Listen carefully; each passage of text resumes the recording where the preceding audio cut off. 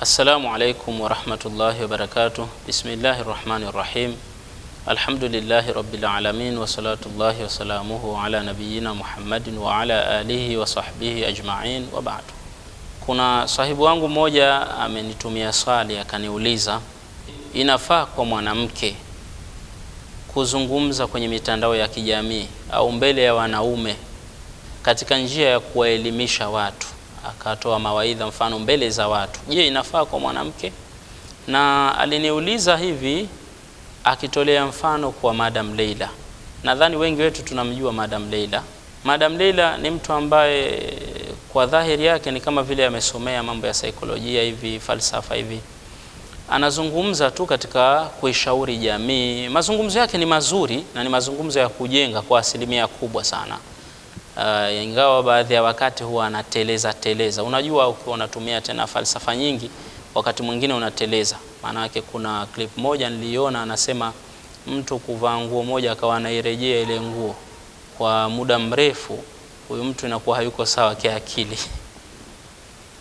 Sasa haya maneno si sawa, hayako sawa kabisa. Si tatizo, muhimu nguo iwe safi, hata kama nguo yako hiyo umeivaa kwa miaka 20, hakuna tatizo lolote. Lakini ninachotaka kuzungumza ni kuwa mazungumzo yake kwa ujumla anayozungumza katika kuelimisha, mimi binafsi nampongeza. Anazungumza mazungumzo ya kujenga na mazungumzo mazuri sana, huwa anashauri kuhusu mambo ya kindoa, ushauri mzuri sana. Na wakati mwingine hukaa na mashehe zetu kama vile Sheikh Izzuddin, nimeshamuona akikaa na Madam Leila wakizungumzia masala mbalimbali ya kijamii kwa mujibu wa mwongozo wa Uislamu. Kwa hiyo ingawa Madam Leila tunapomsikiliza tujue tu kwamba tunamsikiliza mtu mwenye fikra, mwenye maneno mazuri ya hekima, tusichukulie kama tunamsikiliza mtu ambaye anafafanua Qur'ani na Sunna na ni mbobezi kwenye kipengele hiko. Tusizingatie hivyo. Kwa hiyo kuteleza ni jambo la kawaida tu, na asilimia kubwa ya haya maneno yake anayoyazungumza yanaenda sambamba na mafundisho ya Qur'ani. Asilimia kubwa. Mitelezo midogo midogo kama hiyo inatokea, lakini asilimia kubwa huwa mafundisho yake yanaenda sambamba na mwongozo wa Uislamu.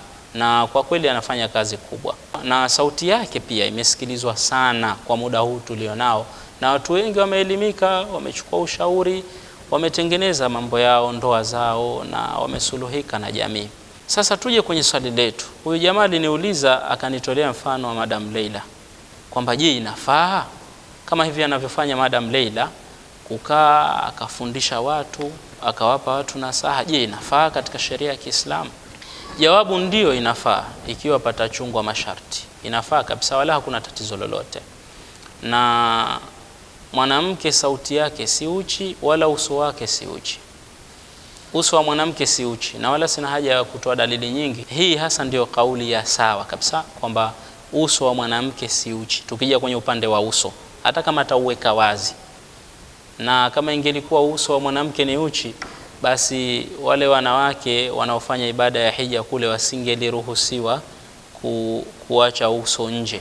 Na kule katika ibada ya hija haikubaliki, haitakiwi mwanamke kufunika uso wake.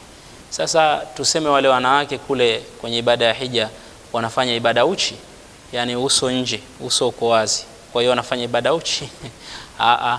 Uso sio uchi. Na kuhusu sauti pia, sauti si uchi, isipokuwa tu sauti ya mwanamke hatakiwi kuilegeza na kuifanya laini.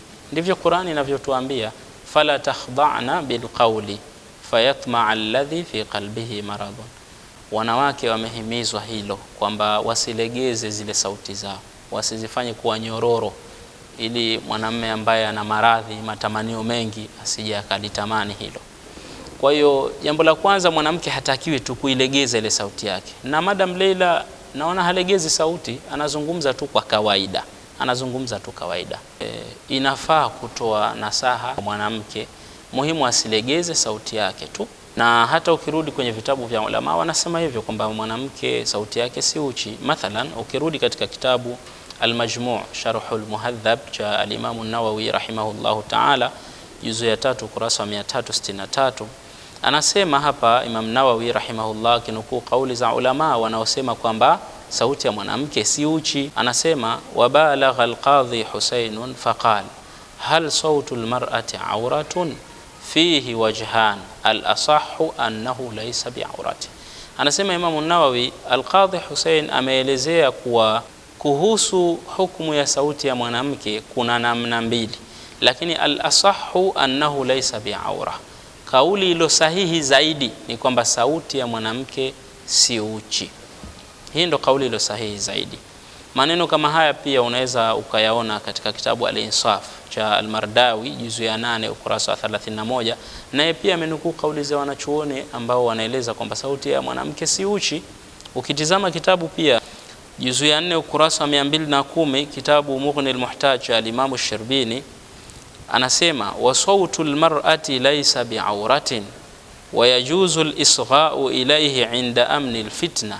Anasema na sauti ya mwanamke si uchi, sauti ya mwanamke si uchi, na inafaa kuisikiliza pale unapopatikana usalama wa fitna. Yani ikionekana kwamba haitotokea fitna, basi unaweza kuisikiliza sauti ya mwanamke.